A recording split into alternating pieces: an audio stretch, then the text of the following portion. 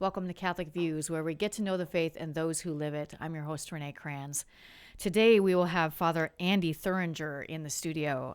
He is going to tell us about how he got his call to the priesthood and what he's been up to as a priest since then. We'll get to learn a little bit about his time before becoming a priest, what he wanted to do before that. He's always lots of fun, and he has a great story, so I hope you'll stick around for that. First, we have some Biblical Bites with Dr. B. Why do we have Biblical Bites with Dr. B, Renee? Because there's so many weird, interesting things in the readings, in the Psalms, in the Gospels, and you're like, what in the world is that? Yes. And sometimes, to be honest, at least speaking for myself, I think, yep. There's so many weird things, but I don't even pay attention to them or notice them. Yeah. Until we say, hey, what? Like maybe you're a parent of young children, or maybe your spouse says, "Hey, why in the readings?"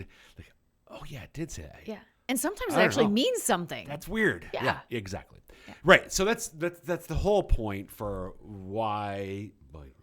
That's a good question to ask. Ago. You know, after however many years you've been doing this. 4 years. Yeah. I don't know. Many years. This is why we do this. So I want to focus on. So it's the fifth Sunday of Lent. Okay.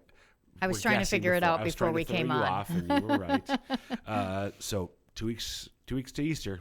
Yes. One more. We're actually entering into Passion Tide with this weekend. Yeah.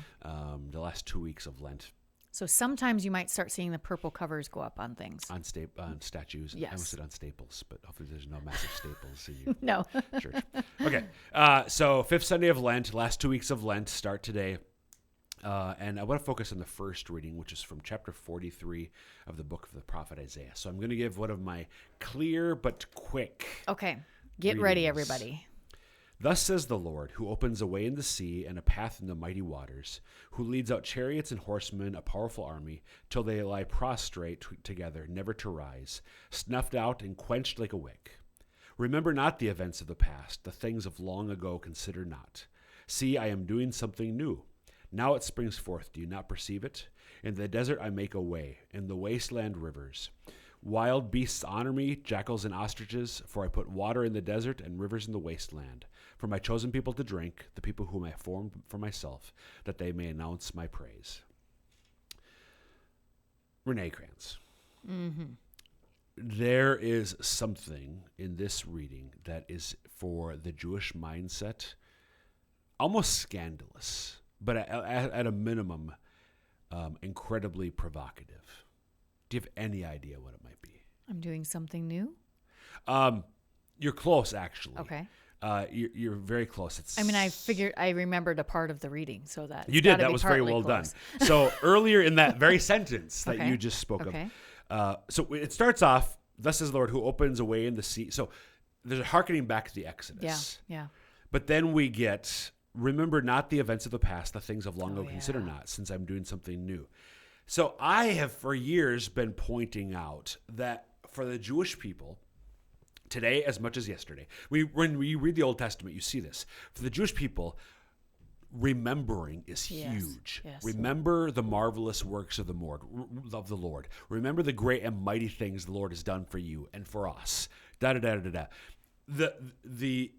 Passover ritual, the sacrifice and meal of the Passover, is a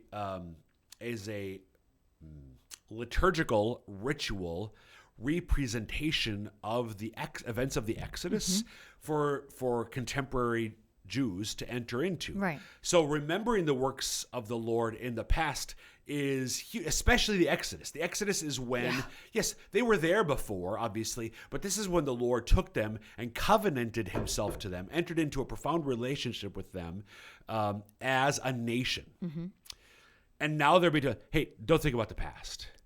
Yeah, that changes everything for them. What? Yeah. What are you talking about? And it's also significant when you consider the context. So this is Isaiah speaking about, and whether he traditionally, as we traditionally thought, he said this before they went into the exile in Babylon. Mm. So it's centuries, like 7-ish centuries after the Exodus. You had David and then divided kingdom, and then they were taken in exile. So they're in Babylon, the foreign power, and they're in exile now. And now they're looking forward to an exodus from Babylon to go back, and which will happen.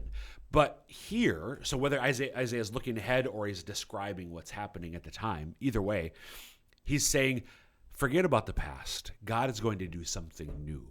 He's going to bring you out from your bondage in Babylon. He's going to bring you back. So it's sort of like for us as Americans, 4th of July, we're scrapping that. Founding fathers, they don't mean Declaration of Independence, Constitution. You forget that. We're going to do something new. Like we call those revolutions. Yeah. They're not really, what do you mean? No, it's not a complete forgetting of the past, but it's to drive home the point to what you said. I'm going to do something that, yes, is in continuity with the past, but in a completely new way.